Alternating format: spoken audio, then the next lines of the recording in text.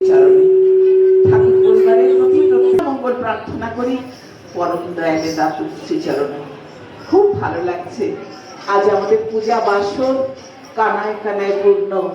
কারণ আজকের দিনটা আমরা সবাই জানি আমাদের প্রত্যেকের কাছে অত্যন্ত পবিত্র দিন। আজ আমাদের জগৎ লক্ষ্মী জগৎ জননী শ্রী শ্রী বলার এই শুভ দিনে আমরা জগৎ লক্ষ্মীর পুজো করছি, কিন্তু নারায়ণের পুজো বিনা কি জগৎ লক্ষ্মীর পুজো হয়?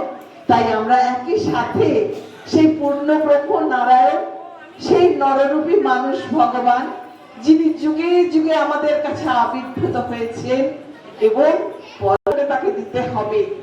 ওই যে আজকে একটু আগে সত্যানুসরণ পাঠ হলো, স্কুলে গেলেই তাকে ছাত্র বলে না, আর মন্ত্র নিলেই তাকে শিষ্য বলে না। হৃদয়টি শিক্ষক বা গুরুর আদেশ পালনের জন্য সর্বদা উন্মুক্ত রাখতে হয়। তিনি যাই বলে দেবেন তাই করতে হবে, বিনা আপত্তিতে, বিনা ওজরে।